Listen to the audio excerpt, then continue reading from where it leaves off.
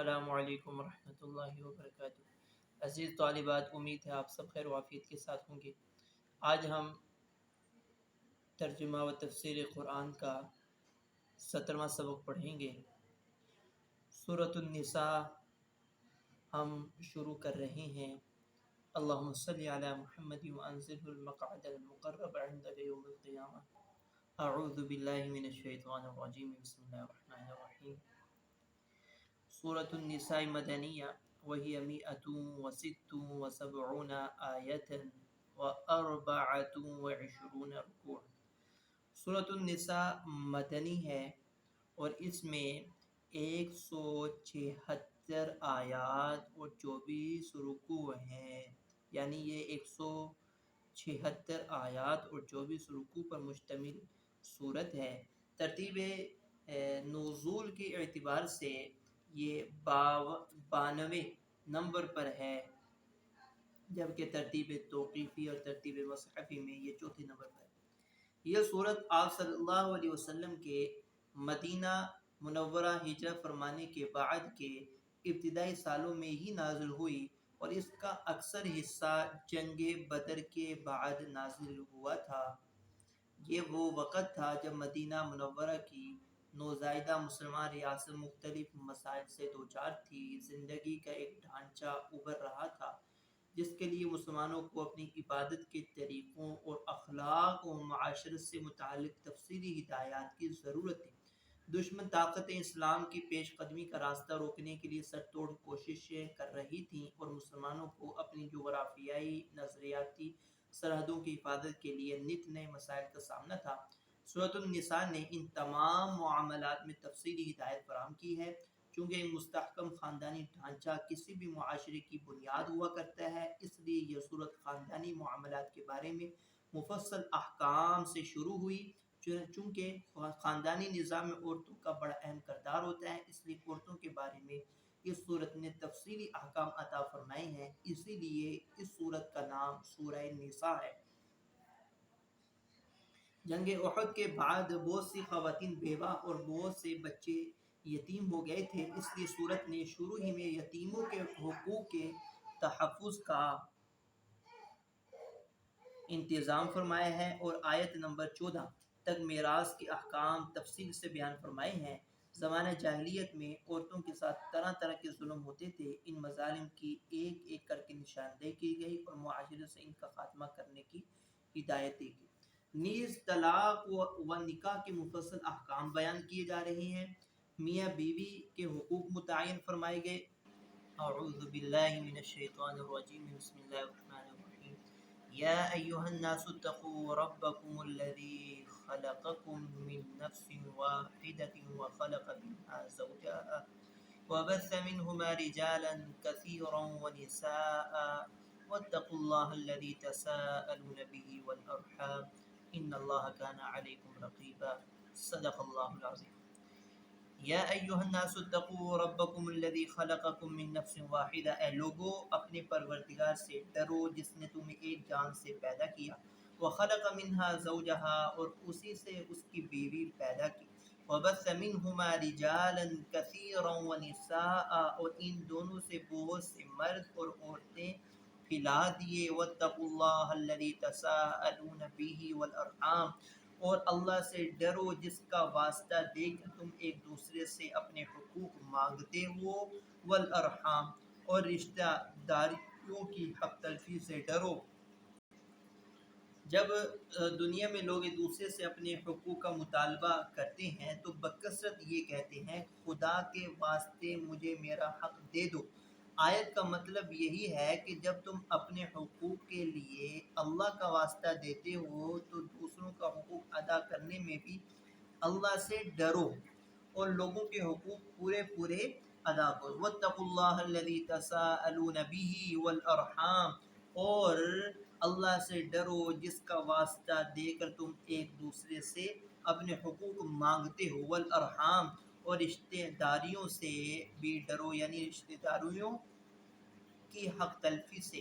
ان اللہ کان علیکم رقیبا، یقین رکھو کہ اللہ تمہاری نگرانی کر رہا ہے۔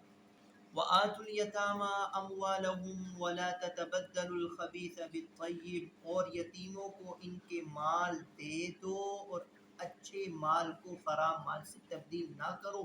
وَلَا تَأْكُلُوا أَمْوَالَهُمْ إِلَىٰ أَمْوَالِكُمْ، اور ان یتیموں کا مال اپنے مال کے ساتھ ملا کر مت کھاؤ۔ إِنَّهُ كَانَ حُوبًا كَبِيرًا، بے شک یہ بڑا گناہ، إِنَّهُ كَانَ حُوبًا كَبِيرًا یہ بڑا گناہ ہے۔ کسی مرنے والے کے بچے جب یتیم ہو جاتے ہیں تو ان کے باپ کی میراث میں ان کا بھی حصہ ہوتا ہے، مگر ان کی کم عمری کی وجہ سے وہ مال ان کے سپرد نہیں کیا جاتا، بلکہ ان کے سرپرست مثلا چچا، بھائی وغیرہ اسے بچوں کے بالغ ہونے تک اپنے پاس امانت کے طور پر رکھتے ہیں۔ اس آیت میں ایسے سرپرستوں کو 3 ہدایت دی گئی ہیں۔ پہلی، جب بچے بالغ اور سمجھدار ہو جائیں تو ان کی امانت دیانتداری سے ان کے حوالے کر دو۔ آتوا الیتامی اموالہم، یتیموں کو ان کے مال دے دو۔ دوسری ہدایت یہ دی گئی ہے کہ یہ بددیانتی نہ کرو کہ ان کو ان کے باپ کی طرف سے تو میراث میں اچھی قسم کا مال ملا تھا، مگر تم وہ مال خود رکھ کر گھٹیا قسم کی چیز اس کے بدلے میں دے دو۔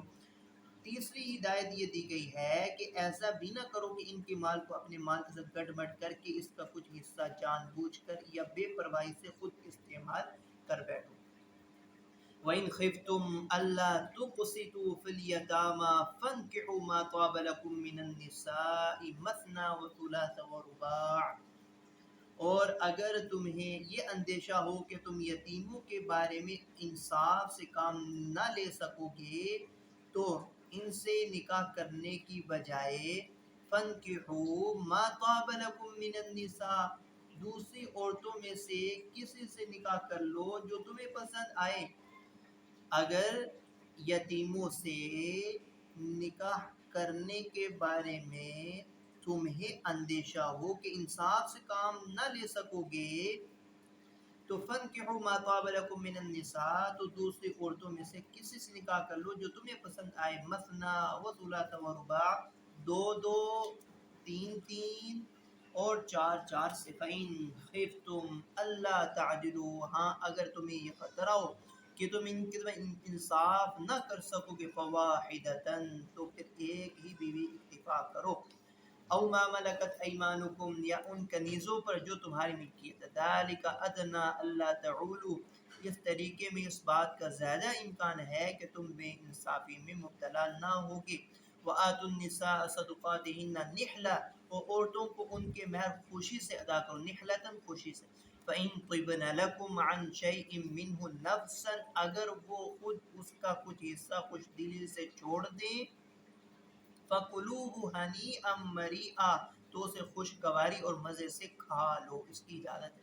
وَلَا تُؤْتُوا السُّفَهَاءَ أَمْوَالَكُمُ الَّتِي جَعَلَ اللَّهُ لَكُمْ قِيَامًا، اور نا سمجھ یتیموں کو اپنے وہ مال حوالے نہ کرو جن کو اللہ نے تمہارے لیے زندگی کا سرمایہ بنایا ہے، اور ان ناسمجھ یتیموں کو اپنے وہ مال حوالے نہ کرو الذی جعل اللہ لکم قیاما، وہ مال جن کو اللہ نے تمہارے لیے زندگی کا سرمایہ بنایا۔ وارزقوہم فیہا، ہاں ان کو ان میں سے کھلاؤ، وکسوہم اور پہناؤ، وقولوا لہم قولا معروفا، اور ان سے مناسب انداز میں بات کر لو۔ یتیموں کے سرپرستوں کی ذمہ داریاں بیان کی جا رہی ہیں کہ ایک طرف تو انہیں یتیموں کے مال کو امانت سمجھ کر انتہائی احتیاط سے کام لینا ہے، دوسری طرف یہ بھی خیال رکھنا ہے کہ یتیموں کا پیسہ ایسے وقت ان کے حوالے کیا جائے جب ان میں روپے پیسے کی ٹھیک ٹھاک دیکھ بھال کی سمجھ اور اسے صحیح مصرف پر خرچ کرنے کا سلیقہ آ چکا ہو۔ جب تک وہ نہ سمجھے ان کا مال ان کی تحویل میں نہیں دینا چاہیے۔ وَابْتَلُوا الْيَتَامَى حَتَّى إِذَا بَلَغُوا النِّكَاحَ، اور یتیموں کو جانچتے رہو، آزماتے رہو یہاں تک کہ وہ جب وہ نکاح کے لائق عمر کو پہنچ جائیں۔ فَإِنْ آنَسْتُم مِّنْهُمْ رُشْدًا، تم اگر یہ محسوس کرو کہ ان میں سمجھداری آ چکی، اگر تم محسوس کرو کہ ان میں سمجھداری آ چکے ہیں، فدفعوا الیہم اموالہم، تو ان کے مال انہی کے حوالے کر دو، ولا تأکلوها اسرافا وبدارا ان یکبروا، اور یہ مال فضول خرچی کر کے اور یہ سوچ کر جلدی جلدی نہ کھاؤ کہ وہ کہیں بڑے نہ ہو جائیں، ان کے بڑے ہو جانے کے اندیشے سے کہیں ان کا مال جلدی جلدی نہ تم کھاتے رہو۔ ومن کان غنیا فلیستعفف، اور یتیموں کے سرپرستوں میں سے جو خود مالدار ہوں وہ تو اپنے آپ کو بالکل پاک رکھیں، یعنی کہ یتیم کا مال کھانے سے بالکل پرہیز کریں، پاک رکھیں۔ ومن کان فقیرا فلیأکل بالمعروف، ہاں جو خود محتاج ہوں تو وہ معروف طریقہ کار ملحوظ رکھتے ہوئے کھا سکتے ہیں۔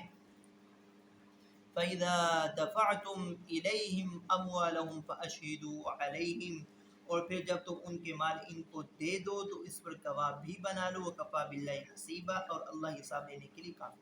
لِلرِّجَالِ نَصِيبٌ مِّمَّا تَرَكَ الْوَالِدَانِ وَالْأَقْرَبُونَ، مردوں کے لیے بھی اس مال میں حصہ ہے جو والدین اور قریب ترین رشتہ داروں نے چھوڑ دیا ہو۔ وَلِلنِّسَاءِ نَصِيبٌ مِّمَّا تَرَكَ الْوَالِدَانِ وَالْأَقْرَبُونَ، اور عورتوں کے لیے بھی اس مال میں حصہ جو والدین اور قریب ترین رشتہ داروں نے چھوڑ دیا ہو۔ مما قل منہ او کثورا، چاہے وہ ترکہ تھوڑا ہو یا زیادہ ہو، نصیبا مفروضا، یہ حصہ اللہ کی طرف سے مقرر ہے۔ جاہلیت کے زمانہ میں عورتوں کو میراث میں کوئی حصہ نہیں دیا جاتا تھا۔ آپ صلی اللہ علیہ وسلم کے سامنے بعض ایسے واقعات بھی پیش آئے کہ ایک شخص کا انتقال ہوا اور وہ بیوی اور نابالغ بچے چھوڑ کر گیا، اس کے سارے ترکے اس کے بھائیوں نے قبضہ کر لیے۔ بیوی کو تو عورت ہونے کی وجہ سے میراث سے محروم رکھا گیا، بچوں کو نابالغ ہونے کی وجہ سے کچھ نہ دیا گیا۔ تو اس موقع پر یہ آیت نازل ہوئی جس میں واضح کر دیا کہ عورتوں کو میراث سے محروم نہیں رکھا جا سکتا۔ وَإِذَا حَضَرَ الْقِسْمَةَ أُولُو الْقُرْبَى وَالْيَتَامَى وَالْمَسَاكِينُ فَارْزُقُوهُم مِّنْهُ وَقُولُوا لَهُمْ قَوْلًا مَّعْرُوفًا، اور جب میراث کی تقسیم کے وقت یہ غیر وارث رشتہ دار مراد ہیں، اولو القربہ، میراث کی تقسیم کے وقت جب یہ رشتہ دار یتیم مسکین لوگ آ جائیں، فَارْزُقُوهُم مِّنْهُ، تو ان کو بھی اس میں سے کچھ دے دو، وَقُولُوا لَهُمْ قَوْلًا مَّعْرُوفًا، اور ان سے مناسب انداز میں بات کرو۔ تو ان سے غیر وارث رشتہ دار مراد ہیں، کیونکہ حدیث شریف میں ورثاء کے لیے وصیت کے عدم نفاذ کا حکم واضح ہے۔ لا وصیت لوارث، وارث کے لیے کوئی وصیت نہیں ہے، اس لیے ان کے ترکے میں ورثاء جو رشتہ دار ہیں ان کے لیے جو مقرر حصے شریعت نے مقرر کرتی ہیں وہی حصہ ان کو ملے گا، اس سے زائد ان کو کچھ حصہ نہیں ملے گا۔ اس کے علاوہ وَلْيَخْشَ الَّذِينَ لَوْ تَرَكُوا مِنْ خَلْفِهِمْ ذُرِّيَّةً ضِعَافًا خَافُوا عَلَيْهِمْ، اور وہ لوگ ڈریں، وَلْيَخْشَ الَّذِينَ لَوْ تَرَكُوا مِنْ خَلْفِهِمْ ذُرِّيَّةً ضِعَافًا خَافُوا عَلَيْهِمْ، یتیموں کے مال میں خرد برد کرنے سے وہ لوگ ڈریں جو اگر اپنے پیچھے کمزور بچے چھوڑ کر جائیں، خافوا علیہم، تو ان کی طرف سے فکر مند رہیں گے۔ چاہیے کہ ڈریں اگر وہ اپنے پیچھے کمزور بچے چھوڑ کر جائیں تو وہ خود ان کے بارے میں فکر مند رہیں گے۔ فَلْيَتَّقُوا اللَّهَ وَلْيَقُولُوا قَوْلًا سَدِيدًا، لہذا وہ اللہ سے بھی ڈریں اور سیدھی سیدھی بات کہا کریں۔